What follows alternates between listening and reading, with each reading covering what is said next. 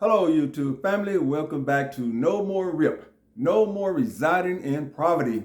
My name is Ray, and I talk about on this channel is financial literacy. I talk about building wealth, and I talk about anything regarding personal finance. First of all, give me a thumbs up, subscribe, share the video, go to the website www.yenomemit.com. That's www.yenomemit.com. Read the blogs, look at the resources. If you have any questions or comments, email info@yenomemit.com. That's INFOYENOMEMIT.com, and I will respond to your questions and comments. Okay, now I've been asked why do I do a show or have a channel addressing financial literacy in the African American community. Well, simple. Here are the facts. In 2021, white households made up 65.3% of all U.S. households and held 80% of all wealth. 80% of all wealth is held by white households, compared to blacks, who make up 13.6% of households, but only have 4.7% of wealth. Medium net worth. Black households, $24,250, compared to white households, $250,400. So white households have 10 times more net worth than blacks. Now also, let's go to a bigger number, millionaires. 1 in 5 white households has wealth of at least $1 million, compared to 1 in 20 of black households. Another big spread, so there's some concern there. Another statistic, 1 in 4 black households had zero negative net worth. That's 1 in 4 blacks have zero negative net worth or negative net worth, compared to white households who have 1 in 12 have negative or zero net worth. Also, black households compared to white households were 1.8 times more likely to own their own homes. Whites own 70.2% versus blacks 38.6%, and had a medium equity. Understand what equity is. That's how much spread you have that makes up your assets. 1.6 times greater. Whites have a equity, average or medium equity, of $180,000, compared to blacks at $115,000. Okay, 1.5 times more like whites, and 1.5 times more likely to own at least one retirement account. Whites 65.6 versus blacks 43.9, with medium account values. Whites account values, again, we're speaking of retirement accounts, $100,000 versus blacks average retirement or medium retirement account, $23,400. So what all of this is saying is that apparently there must be a need for financial literacy in the African American community. Another statistic, whites are 1.9 times more likely to own stocks and mutual funds. 30.9% whites own stocks and mutual funds, compared to blacks 16.6. Account values, whites average $44,500, blacks average $7,000. So again, there's a big spread in the financial differences between blacks and white. And a lot of time that is because of lack of financial literacy. So there is a need, not just for this show, but other shows.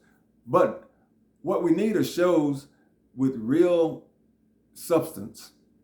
I've seen some of the videos out there of people claiming to be financial professionals, but they do not have the experience or the knowledge. They're trying to sell some type of course. Generally, they do not have any experience. I worked in the mortgage industry for 10 years. I worked as an insurance agent, and I worked as a financial consultant. So I am financially literate in addition to going to school. Did not get a bachelor's degree, but I did get an associate's degree in business and real estate. So I do know real estate. So again, think about it. Why do we need financial literacy? As one gentleman put it before, I watched on one video where he talked about blacks trying to catch up.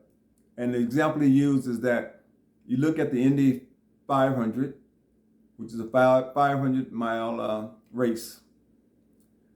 And he equates that to whites getting a 400-mile head start over blacks. And the blacks are trying to catch up. And that's where we are now in America. We are trying to catch up when it comes to finance, financial equality, financial literacy. Guarantee you that most households, you go in, they cannot answer some of the basic financial literacy questions, and they live it. And I always tell people, just because someone have a nice car, nice home, that doesn't mean they're doing well. And the reason I know this, because I worked as a mortgage loan officer. So when people would purchase homes or refinance homes, I got to see the numbers. I got to see the credit reports. So you get to see a lot when you work in the industry. That's why I'm saying a lot of these people who are claimed to be financial gurus say, check their records. Again, the show is No More Rip, No More Residing in Property. My name is Ray. Give me a thumbs up, hit the subscribe button, share the video with your friends, family. Go to the website, www.emmett.com. I like to spell that out because sometimes people have a difficult time understanding what I'm saying because it is an odd word, but it's not a very odd word. It's Y-E-N-O-M. Flip it, it's M-O-N-E-Y, money. Emmett, E-M-I-T, flip it, it's time. So money time. So emmett.com. Thank you for watching. Watch the other videos that I have. Subscribe. Hit the like button. And I will continue. Okay, let's see here. I think I have some more statistics here before I get into my main. Okay, no. Now here's something I talked about on a previous video, and I wanted to bring it up. I made a note here because you hear a lot of these people talking about getting items removed from your credit report, or I saw some people even advocate not paying accounts. If you have a charge-off account, they say don't pay the charge-off account. Okay, in a way that can be good, but in a way it may come back to haunt you. The reason is, if you go to irs.gov and read up on what's called phantom income, here's the way to read. Generally, if you borrow money from a commercial lender and the lender later cancels or forgives the debt, you may have to include the canceled amount in income for income tax purposes. The lender is usually required to report the amount of canceled debt to you and the IRS on Form 1099-C, cancellation of debt. So, just because you don't pay, it may work out one way, but it may backfire another way because you may get a tax bill. Think about it. You You got away. You thought you got away because you didn't have to pay a $10,000 credit card debt, but you didn't. But the lender, the credit card issuer, turned around and filed a 1099-C, and the IRS counts that as income. Financial literacy. Now, another thing I talk about on a regular basis is credit, and as you know, credit is an asset. Treat it like an asset, a valuable asset. I stress in almost every video, learn the credit system, how the credit scoring system works. Don't go out paying these credit repair companies. As I mentioned in previous video, if you do go with a credit repair company, ask them to see the contract before you sign it. Forget about the guarantee or etc. You want to know what's in that contract before you sign it. And if they do not want you to see the contract or read the contract prior to signing, guarantee you they're trying to scam you. That should be with any financial transaction. A lot of financial transactions may have, say, a 3-day right of rescission, which means you do have 3 days to review the contract after you sign it. That can be good if you read the contract and you rescind prior to the 3-day ending period. But if a company do not want you to read their contract before signing, don't sign. If you don't want to read it, get someone else to read it for you. Simple as that. It will save you a lot of stress and headache. And I know this because I've worked with lots of people who have went to credit repair companies only to discover they had clauses in the contracts that basically set them free if they did nothing. Even one large firm was sued because of false advertising. And it was a law firm, false advertising on their credit repair service. Again, just ask to read the contract before signing. Forget about the money back guarantee, because if they offer you a money back guarantee, that doesn't mean you will get your money back. They'll drag it on, and they know most likely you may not pursue them legally because that will cost you money. So again, read the contract, simple as that. Financial literacy. How do you become financial literate?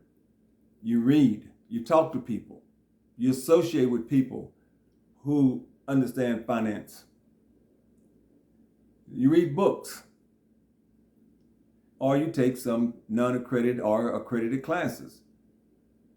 But it's very important to become financially literate. And when you become financially literate, you save a lot of money. You build your net worth up. You have stocks, you have bonds, you have real estate. You have tax deductions which save you money. You start small businesses or large businesses. So many people miss out on becoming financially independent because they are afraid to learn. They don't want to take the time to learn. They think it's easy. And I've had this to happen. I would tell people when they would want to go and hire a company, a credit repair company, I would tell them, well, you can do this yourself. It's easy. It's not that big of a deal. No, I'd rather just pay someone. I don't have the time. To me, that's saying you don't have time to save yourself money. You don't have the time to put yourself in a position where you won't get ripped off. Because you can pay the company, but how do you know what they are supposed to do or what they can do? Think about it. You know, that's kind of like an open checkbook. Here's my money. Do it. Let's say they do it. Some companies, not saying, first of all, not saying all credit repair companies are bad. There are some good credit repair companies. But to give you a view, which I did in previous videos, of why the credit repair business is bad for consumers, Number one, there is no basic requirements, educational requirements to start a credit repair business. So anyone, as I mentioned before, take out a $10,000 bond, register with the Secretary of State, that's it. No testing required. How crazy is that? Someone can start a business, they're going supposedly to help consumers, but there's no requirement that they show they have the skills and ability to help consumers. Crazy, but it's there. Look on YouTube, TikTok. All of a sudden, what sprang up? Start your credit repair business. So now people are making money, supposedly teaching other people how to get into credit repair business. But again, you can get into business and you can scam consumers and pretend that you know what you're doing, because if they don't know more than you, then you can get away with it. But I have challenged a few people on YouTube to come and discuss their business with me and why their business is different. But you know what happens? They have secrets, so they can't reveal their secrets.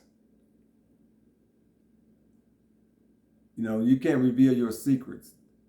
That's your reason for not wanting to debate with someone, and so you can have an opportunity to prove that what you say you can do it, to prove that who you say you are that person. But here's a point for viewers. If you get someone who's in the credit repair business, first of all, go to your Secretary of State, look up that person's business name and see when they started the business. Simple as that. Ask them what kind of experience do they have. So ask them to give you a written summary of what their strategy is. Most of them just tell you, we will dispute negative or derogatory items rather. Well, that's what you as a consumer can do. And all that means is that they will dispute anything that's inaccurate or incorrect. So what's the strategy if you have accounts that are negative that are correct? Just ask them, what's their strategy? Again, financial literacy. Financial literacy is power. You will have the power. When you go in and purchase a home and you know what you're doing, you don't have to rely on the real estate agent. When you want to purchase a home, you know what type of home you want, what area, what amenities you want, what price range you want.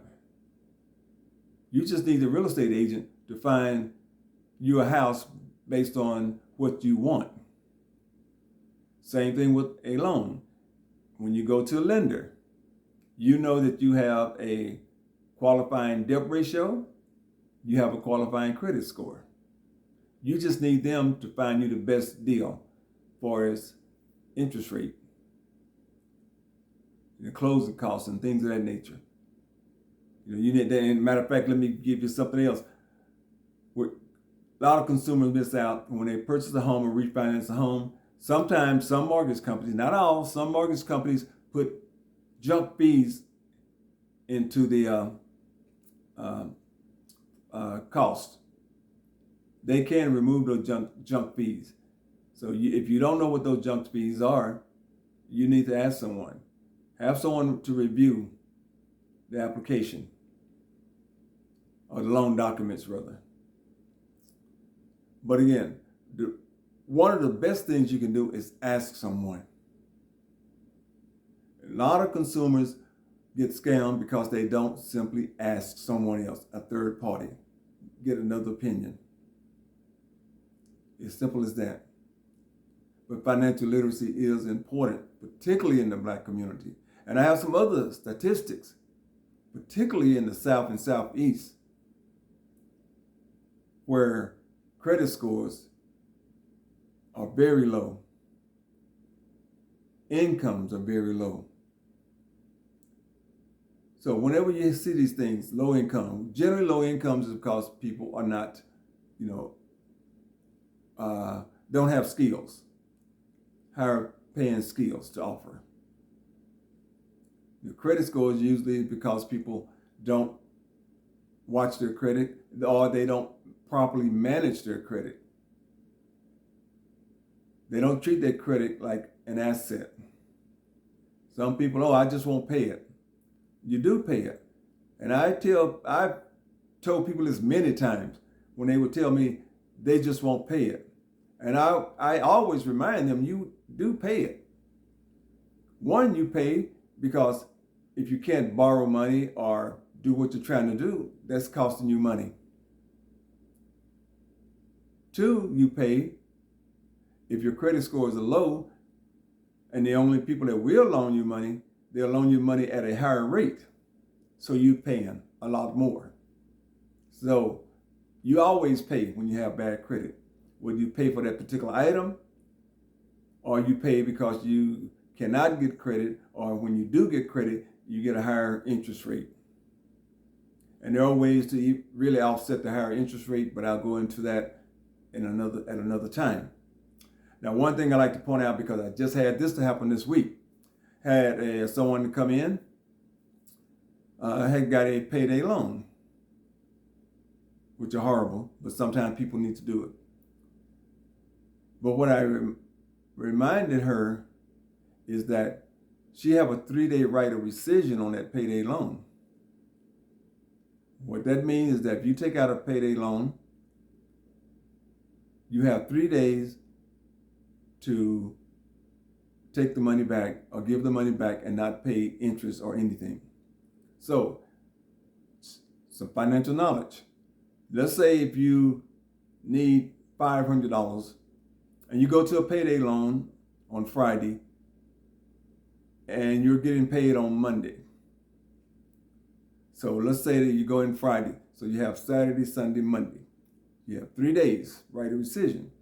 So you go in on Friday, you borrow the money, and this is assuming that you managing your money, and you go in on Monday after you get your paycheck, and you call them up and say, well, I want to rescind the loan. Then you just go in and give them the $500 back. So in essence, you had 3 days of their money with no interest, nothing. But that only works when you're managing money and when you need money during that 3-day time period. Again, no more residing in poverty. Give me the thumbs up, hit the subscribe button, share the video, and go to www.YenoneEmmettInc.com, read the blog, look at the resources that's available.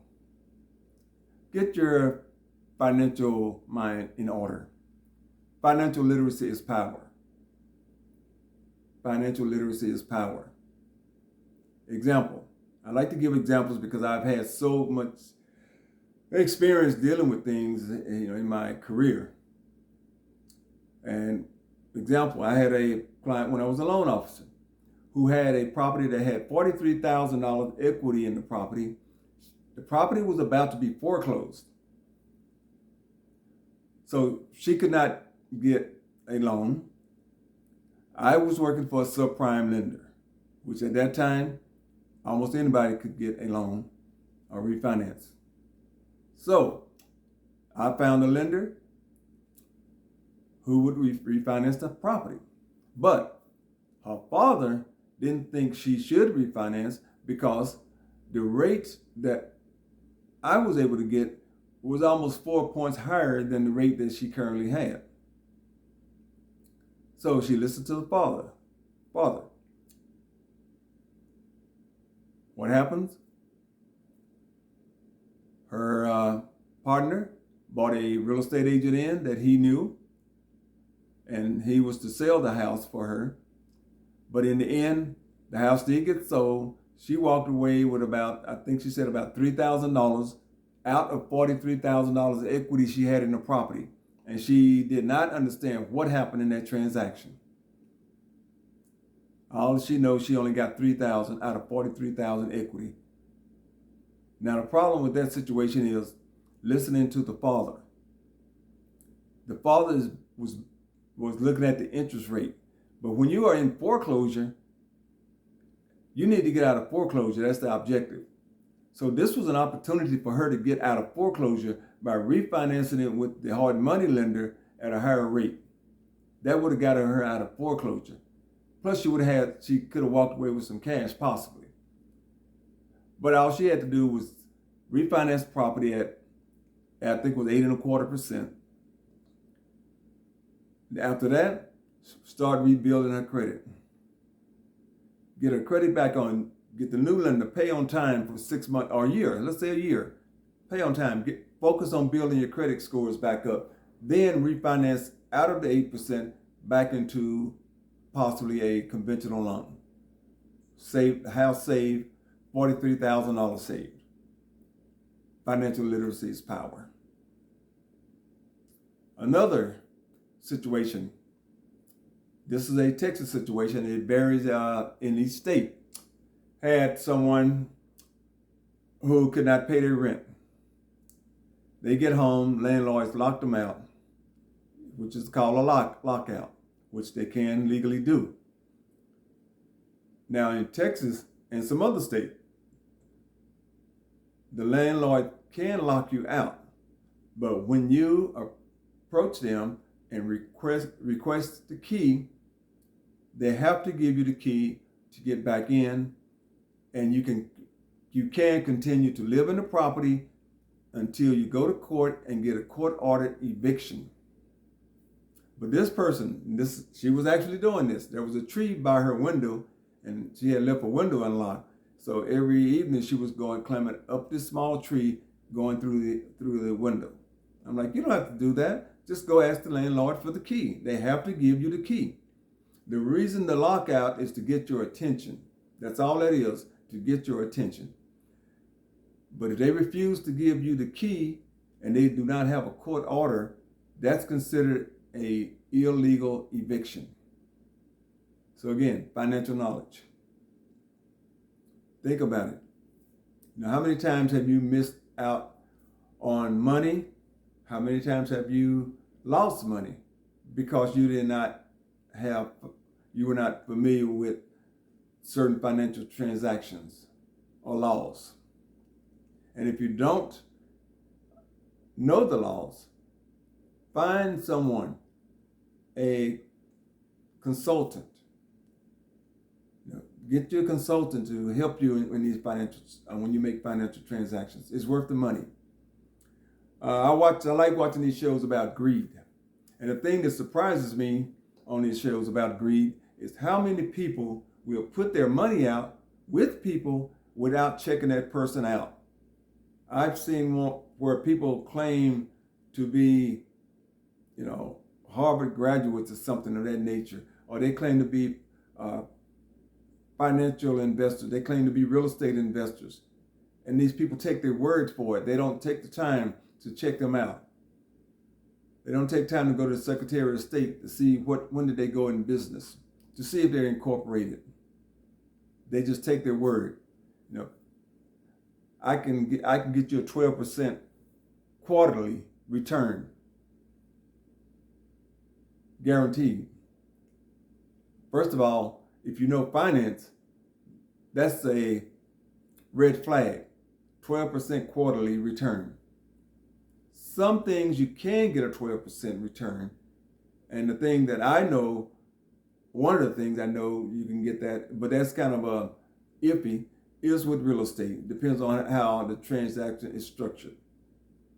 But to tell you that you can invest your money and get 12% quarterly returns, you have to do a lot of proving to me that you can do it. I won't take your word for it because it's not real. Now, if it's real estate and you bring me a deal or you show me a deal, explaining why, how much equity is in that deal, what your strategy is to, say, refinance or flip that property, then you may can get 12%. If this person is constantly flipping properties or refinancing properties, say quarterly, and paying you 12%. But even with that, you would have to be skeptical You would have to get, something in writing, something that's verifiable that they can do this. Consumers are ripped off by the billions of dollars each year in scams. And most of the time it's because of financial illiteracy. Financial illiteracy. Another scam. Just saw this one the other day where people go in and actually get a company's website, a replica of a company's website, or they contact the employees of the company and they tell them, the employee, that they need to buy a gift card or some crazy stuff. And the employee would actually buy the gift card. Then they tell them to send the gift card. It's like, come on, why would your company have you to get your money and buy a gift card or Bitcoin? It doesn't make sense. So stop falling for the quick fix money. Stop falling for the scams. Become financial literate. If you're not interested in doing the homework to become financial literate, hire a coach. Hire someone as your financial coach. Someone that you can send documents to and have them to read the documents. It doesn't take much to avoid a lot of these bad situations. Again, my name is Ray. This is No More Rip. Please give me this thumbs up, share the video, subscribe to the channel.